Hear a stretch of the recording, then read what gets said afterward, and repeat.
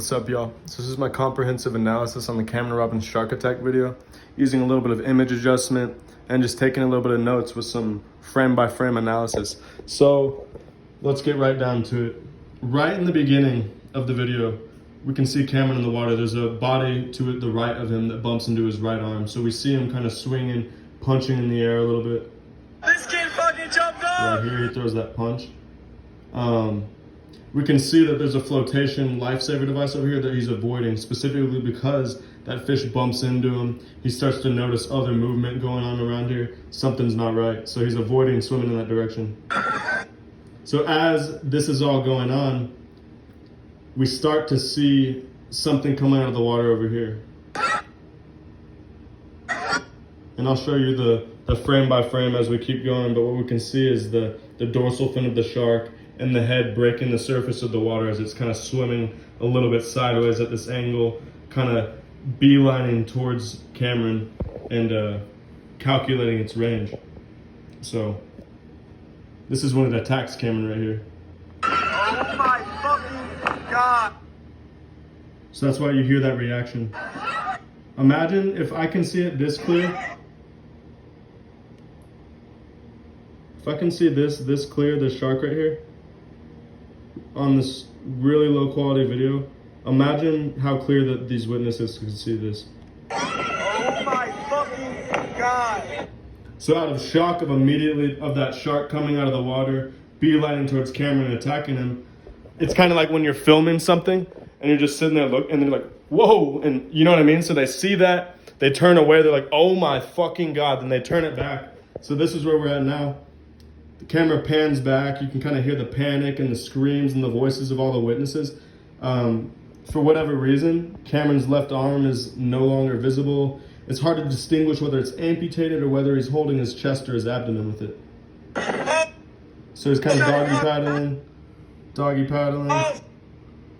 You can hear the guy saying, oh shit. So in person, they might have been able to see a clearly severe injury going on that's a little bit harder to distinguish on video. So anyways, you can hear him saying, oh shit, oh shit. He's paddling towards the backside of the ship one-handed. Then this is where it really gets bad. He turns towards the ship, kind of looks up, makes eye contact with the other passengers, and this is when the second attack happens. So a shark's gonna swim vertically from underneath him, kind of bomb the tip of its nose up, latch onto his ankles, and then turn sideways and start kind of swimming this way. So we're gonna see this in a sec here.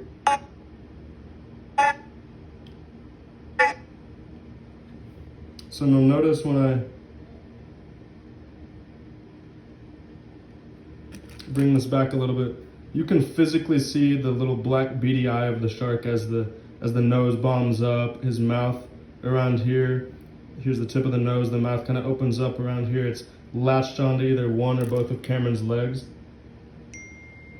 And so that's where it bombs up, bites on, and begins pulling him downwards. So think about the timing of this and the reaction of how the people say, oh shit. Watch. Oh shit! That's And it gets worse. I'll show you in a second. oh shit! Oh shit! Oh shit!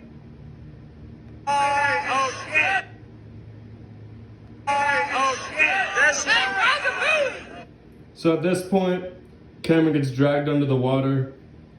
All we're really able to see after, like, the camera pans away as the filmer says, oh shit, he pans it back.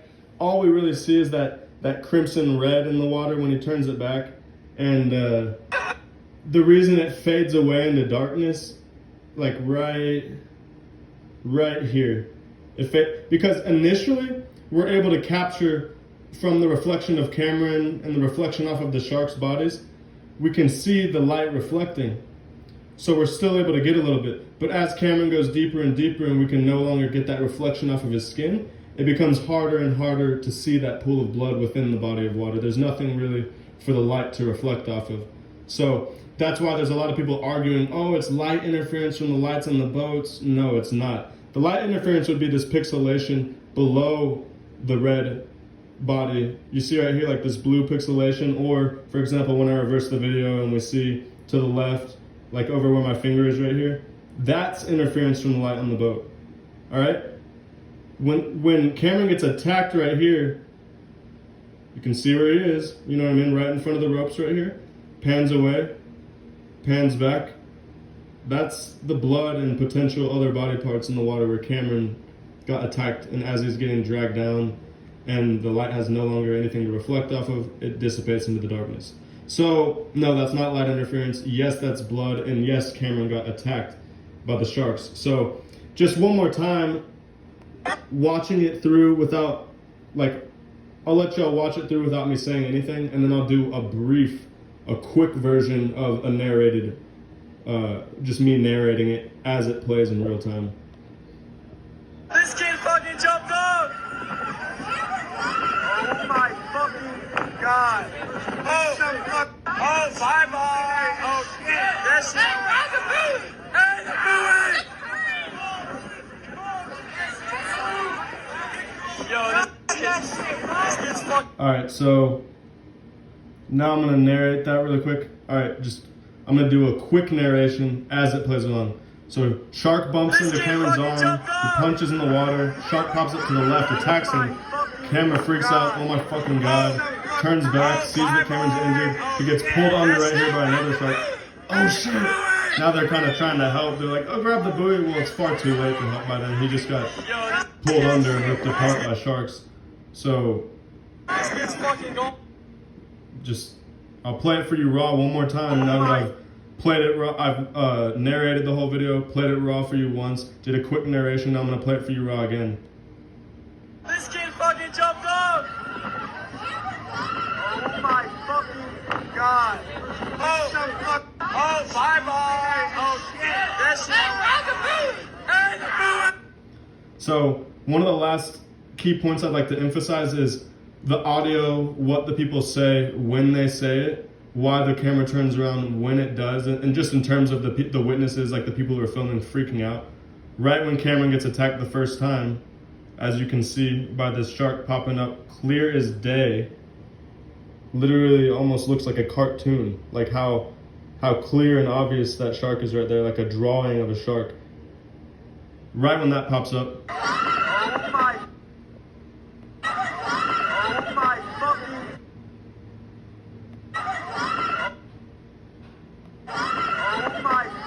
so then now let's go to the part where he gets attacked again so you can understand and correlate that this isn't just some guy drowning or getting pulled over by currents. You have to understand why the people who are here that can see what's going on clearly are freaking out the way they are.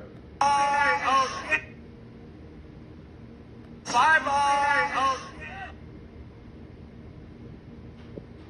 Oh shit! Bye-bye! Oh shit! That's it! Hey, the buoy! So now just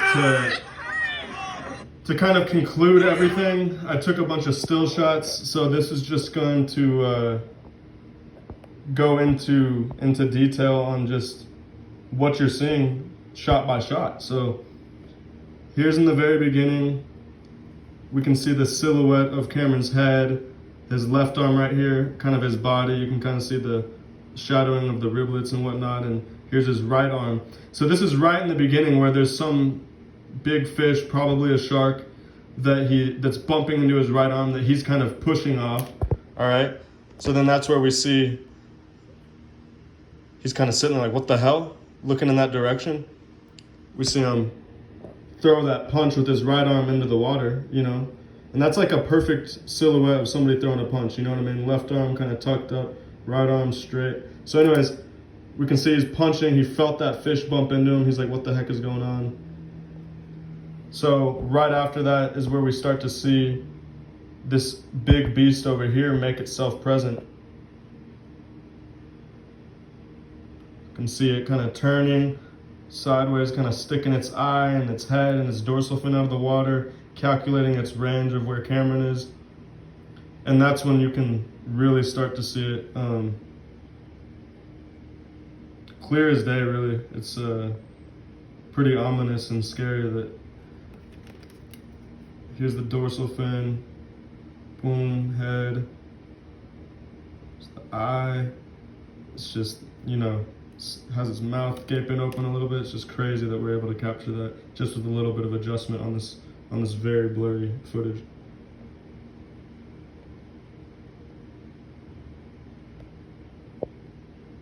So that, like, right as it's kind of coming up, beelining towards him, you have to remember this is a low frames per second camera that's being used. It's a very low quality video. So, but if we're already able to see that camera or that shark popping out by them, that means it's already right next to Cameron. And this is when all the witnesses in the boat, they see that big ass beast of a shark pop up, swimming towards Cameron.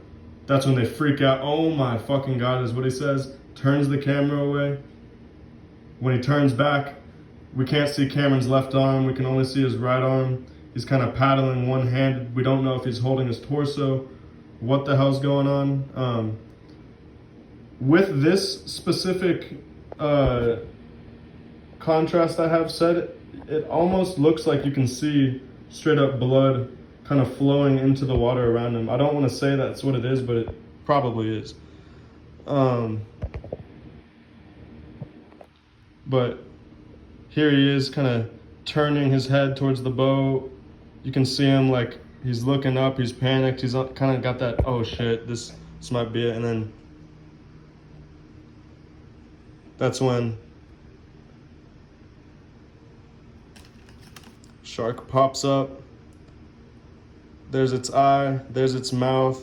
Well, I mean, there's its nose and its mouth. It's got his legs right there. So that's where, and there's even a potential that another shark might have, as you can see by this silhouette right here, potential dorsal fin coming up vertically to grab onto his arm. That might have also been going on from a different angle. So there it's splashing, making its way down into the water. And this becomes really ominous right here when we can start to really see as the shark's pulling him sideways, that dorsal fin, the silhouette of the shape of the shark presenting itself, the shading of the underside and the light reflecting off of the top. As we keep going, you can see those eyes starting to make themselves present, where the mouth is in relation to where his leg is, and how there's kind of that bloody appearance to it. And then which one is it? My bad, guys.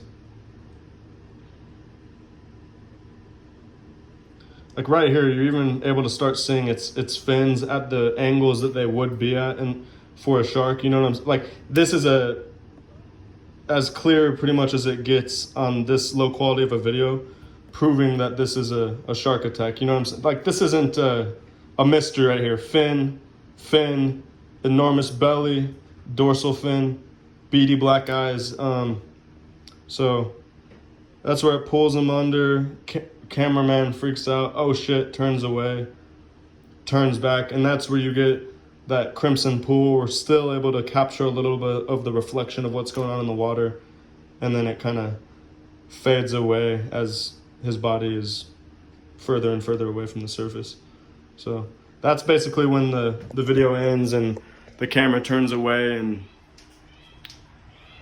it's a shame that we have to break something down like this that is, it should be blatantly obvious, you know what I mean? But I want to go into why I think this video has been a little bit hushed. Like, don't get me wrong, it's on mainstream news for a reason, because a young kid who just finishes college, he goes on his little high school graduation. Finishes high school, goes on his little graduation getaway and gets killed by sharks. And the reason why we're not seeing these other videos that were taken by the witnesses there, why we're not seeing public witness testimonials, statements being made, why even the original videos are kind of being scrubbed off the internet, except for like maybe one video, is because this tourism industry is a multi-billion-dollar industry.